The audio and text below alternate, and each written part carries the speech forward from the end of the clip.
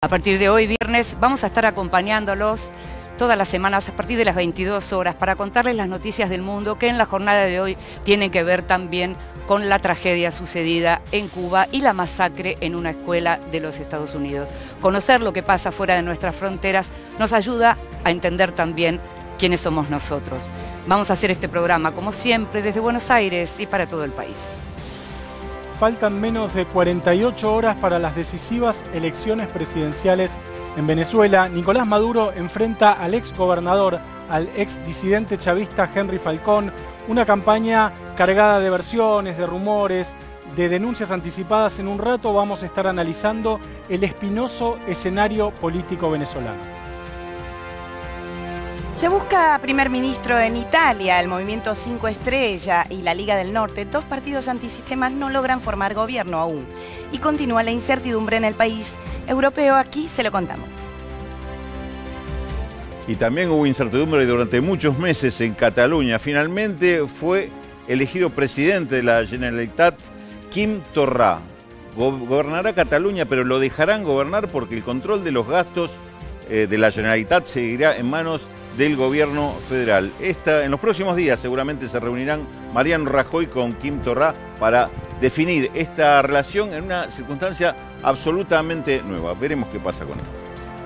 Y después de años de encubrimiento de delitos de abuso sexual, toda la jerarquía eclesiástica de Chile le presentó su renuncia al Papa Francisco. El Papa viajó a Chile, luego recibió a víctimas de abusos sexuales y luego se reunió con los obispos. Todos le presentaron la renuncia. Ahora el Papa deberá decidir si acepta las renuncias en bloque o en forma individual. Y finalmente, como estaba previsto, Estados Unidos trasladó su embajada a Jerusalén esta semana. Esto generó grandes protestas en Gaza que fueron reprimidas por el ejército israelí, dejando al menos 60 muertos, entre ellos niños, y unos 200 heridos. El traslado de la embajada ha tenido un fuerte impacto global. Vemos un informe y lo analizamos con un invitado especial. Oh, say, can you see by the dawn's early light? En un mismo día, los palestinos recibieron un mensaje claro de Israel y Estados Unidos. El proceso de paz para Medio Oriente, paralizado desde hace 4 años, está definitivamente muerto y no hay voluntad política de revivirlo. Lo prueba la decisión de Washington de trasladar su embajada desde Tel Aviv a Jerusalén en un reconocimiento explícito de la controvertida pretensión israelí de fijar allí su capital, pese al reclamo palestino, rompiendo así un status quo histórico de la diplomacia occidental. Y la justificación de una política de sangre y fuego que considera las protestas de los habitantes de Gaza como una amenaza a la seguridad nacional de Israel, respondida con munición real por el ejército israelí desde una frontera fijada unilateralmente por Tel Aviv, causando en un solo día la muerte de al menos 60 palestinos y heridas a 2.700 en uno de los episodios más graves desde 2014. Dear friends, what a glorious day. Remember this moment.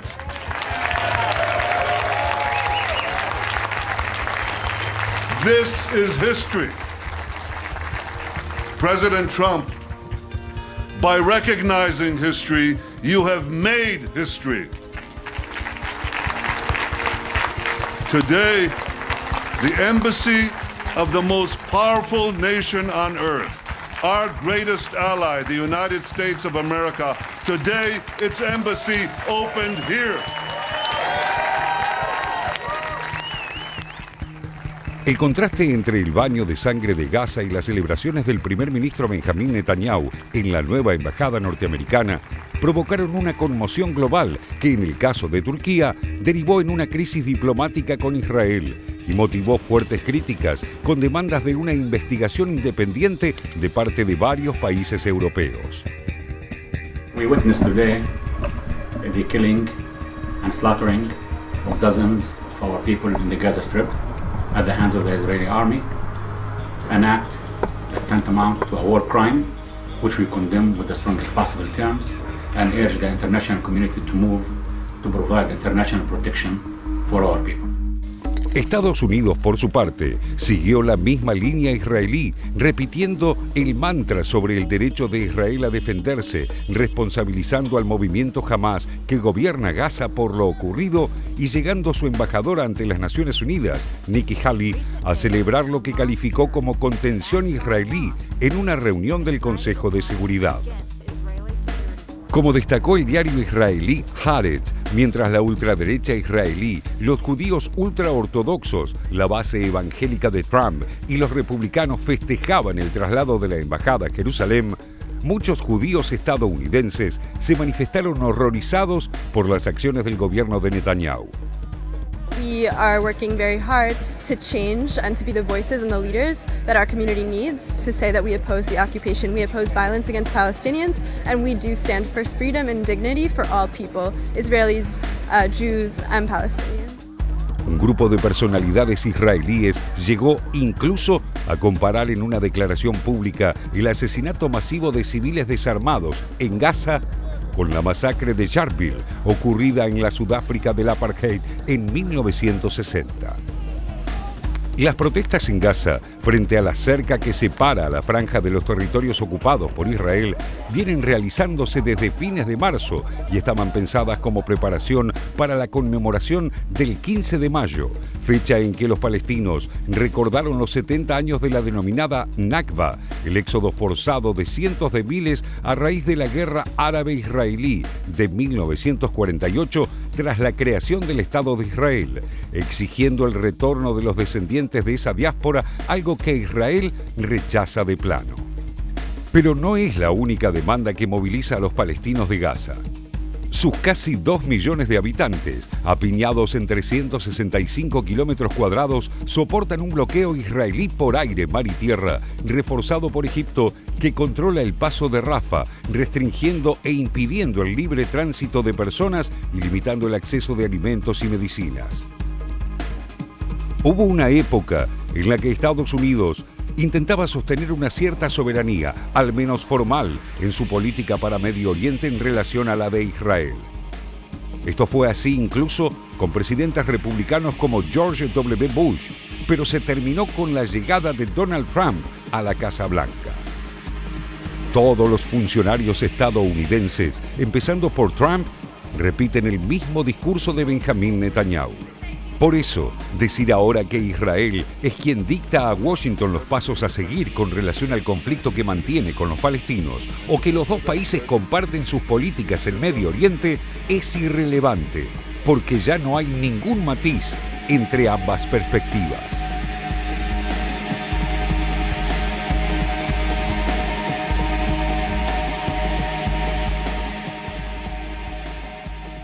Le dijimos que íbamos a analizar este tema con un invitado especial y está con nosotros Marcelo Cantelmi, periodista especializado en internacionales y jefe de internacionales del diario Clarín. Gracias por estar con nosotros, Marcelo. Tenemos mucho para preguntarte, lo que queremos es si podés tener respuestas cortas como para que te podamos preguntar todos. ¿Fue casual que se eligiera el día que se eligió para el traslado de la embajada? No, no fue premeditado. Se trataba de que, como era el 70 aniversario de la independencia de Israel, coincidiera con este impactante cambio que desmorona toda una estrategia que venían teniendo Estados Unidos y casi todo el norte mundial para no darle semejante altura a la cuestión de Jerusalén hasta que se resolviera el contencioso, porque Jerusalén siempre fue una ciudad para todo el mundo y la idea es que instalar una embajada ahí le quitaba ese importante barniz, ese escudo, y eso es lo que ha provocado este enojo tan enorme de los palestinos que siguen demandando que Jerusalén del otro lado de la línea amarilla, sea su capital, y eso no tiene respuesta.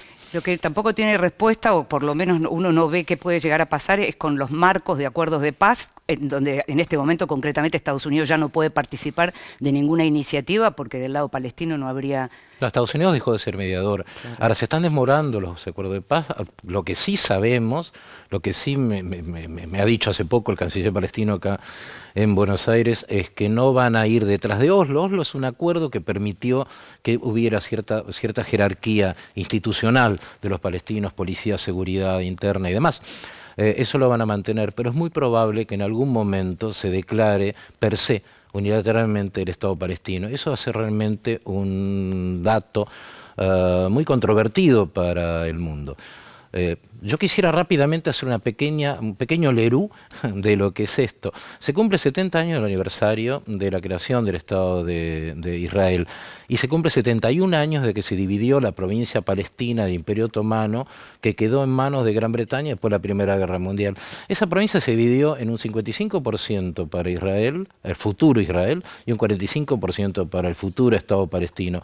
Ese Estado palestino no se formó nunca. Hubo 4 guerras, quedó un 21-20% negociado por Bill Clinton y Arafat en el momento que Clinton era presidente. Arafat existía, por supuesto, y no sucedió nada. Y hoy día no hay una salida. Tenés un pedacito de tierra en la Franja de Gaza que produjo este problema, donde hay 1,5 millones de palestinos, un poco más, y tenés la Cisjordania, que está totalmente penetrada por los colonos israelíes. Es una bomba de tiempo. Es la usina de mayor odio que tiene la humanidad en este momento. Te pregunta José. ¿Qué tal, Marcelo? Buenas noches. Vos describías muy bien cómo Estados Unidos dejó de ser un mediador, que fue lo que en algún momento pretendió ser con los acuerdos de Camp David y en otros casos se convirtió prácticamente en un socio israelí, que también lo era, digamos, pero por ahí de otra manera, una manera menos abierta. Dada esta situación, digamos, este cambio en el estatus de Estados Unidos dentro del conflicto entre Israel y Palestina, ¿vos ves alguna posibilidad de que haya algo que rompa la inercia? Quiero decir, porque tenemos un gobierno de derecha en Israel hace tiempo, tenemos una situación palestina también paralizada hacia adentro de la propia comunidad, de la propia sociedad palestina. ¿Qué es lo que puede romper este status quo de no avance en los acuerdos, en las negociaciones que ya venimos viendo hace años? Digamos. Aclaremos un poco, el gobierno de Israel no es solo derecha, puede serlo, es fundamentalista. Y no cree en la salida del Estado palestino. Lo que se acaba de derrumbar desde que llegó Trump a la Casa Blanca es la posibilidad de que haya 2 estados, lo que yo decía antes, un estado para un pueblo, otro estado para el otro. Eso se está diluyendo, que es un poco la vieja intención de ese sector que gobierna ahora Israel. El problema es que si no hay una salida, esto queda en un limbo muy denso, muy complicado para Israel, no tanto para los palestinos. Israel tiene potencial militar, tiene una alianza tremenda con Estados Unidos en este momento, pero un solo palestino se sienta y dice no, y ese no es total. ¿Qué va a hacer Israel? Israel tiene 4 posibilidades. Puede expulsar a todos los palestinos, lo cual no es posible, no es viable, no es realista, no puede tampoco encarcelarlos a todos. Los tendrá que reconocer si finalmente desaparece, si finalmente Israel toma completamente el espacio de territorio ocupado palestino en este momento. Y en ese caso, ¿qué son? Son israelíes los 3 millones y pico o más de palestinos, y si dejan de ser israelíes dentro de un solo Estado, ¿qué tendríamos? 2 jerarquías de ciudadanos. Eso heriría totalmente la democracia israelí. Realmente Israel tiene un verdadero problema con esto, porque esta gente tiene que estar en alguna parte. O se le da un Estado o se le da una ciudadanía. No hay posibilidades ni de nada de eso. Y este es el problema de Israel, no de los palestinos. A ver, Marcelo, uno se sorprende con algunos movimientos, y nada menos que de Estados Unidos, que parecen tan a contramano de cómo viene desarrollándose la historia, y lo más llamativo es que lo haga sin aliados, lo hace con el repudio de gran parte de la comunidad internacional.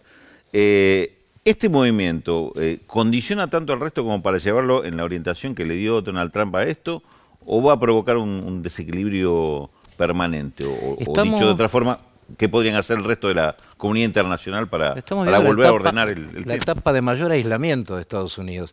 El atlantismo se rompió completamente, un poco con la decisión de Estados Unidos con la ruptura unilateral del acuerdo de Irán, que se está viendo en el enojo absoluto que tiene Europa frente a esto, y otro tanto por este episodio que ocurrió en Gaza estos días, y la instalación de la embajada en Jerusalén, que es una especie de sello de una alianza que rompe cualquier posibilidad de mediación. Ese es un problema que se le crea a Europa, y Europa no tiene una salida, como no la tiene nadie, para esto, pero es disruptivo absolutamente la gestión de Trump, y no tiene perspectiva. No es una gestión que esté planeada hacia adelante y que llegue a alguna parte. Simplemente se va actuando paso por paso, y es absolutamente peligroso porque nunca tuviste una historia, un presente donde no hay normas. Si no hay norma, no hay normalidad, y esas normas son las que está violando Estados Unidos.